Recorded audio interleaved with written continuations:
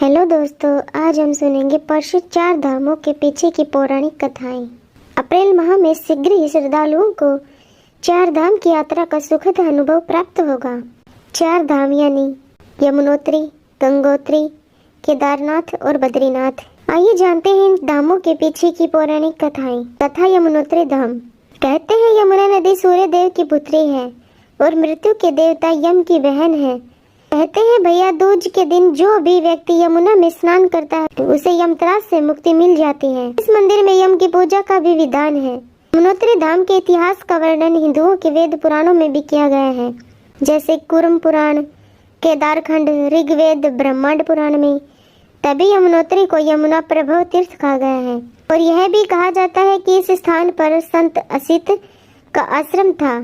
महाभारत के अनुसार जब पांडव उत्तराखंड की तीर्थ यात्रा में आए तो वे पहले यमुनोत्री, तब गंगोत्री, फिर केदारनाथ, बद्रीनाथ जी की ओर बढ़े थे। तभी से उत्तराखंड में चार धाम की यात्रा की जाती है। कथा गंगोत्री धाम की। भगवान श्री रामचंद्र के पूर्वज रघुकुल के चक्रवर्ती राजा भगीरथ ने यहाँ के एक पवित्र शिलाखंड पर बैठकर भगवान शंकर की प्रचंड तपस्या की थी।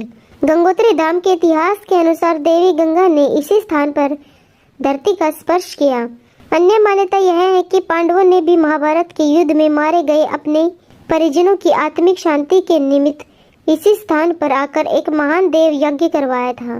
गंगोत्री से 19 किलोमीटर दूर समुद्र तल से तकरीबन 3892 मीटर की ऊंचाई पर स्थित है गौमुख। यह गंगोत्री ग्लेशियर का मुहाना तथा भागीरथी नदी का उद्गम स्थल है। कहते हैं कि यहाँ के बर्फीले पानी में स्नान करने से सभी पाप धुल जाते हैं।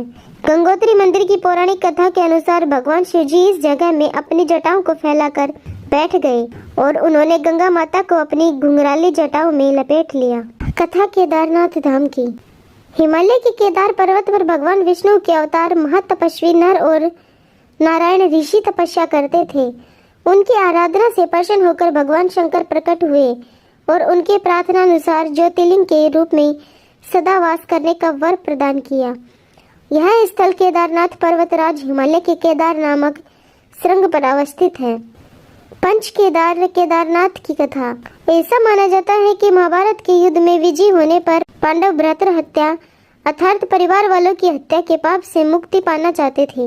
इसके लिए वे भगवान शंकर का आशीर्वाद पाना चाहते थे, लेकिन भगवान शंकर पांडवों से नाराज थे। भगवान शंकर के दर्शन के लिए पांडव काशी गए, पर भगवान शंकर पांडवों को वहां नहीं मिले। वे लोग उन्हें खोजते हुए हिमालय तक आ पहुंचे।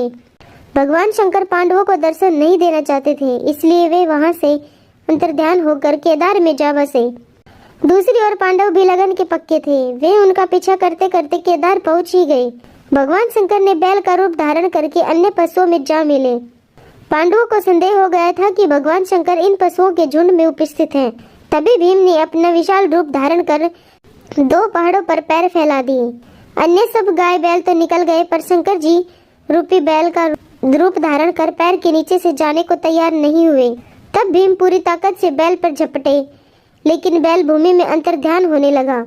तब भीम ने बैल का पीठ का भाग पकड़ लिया और भगवान शंकर पांडवों की भक्ति दृढ़ संकल्प देखकर प्रसन्न हो गए।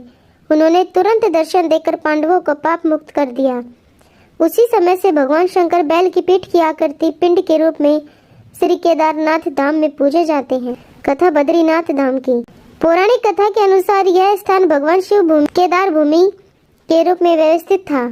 भगवान विष्णु अपने ध्यान योग के लिए एक स्थान खोज रहे थे और उन्हें अलकनंदा के पास शिव भूमि का स्थान बहुत भा गया।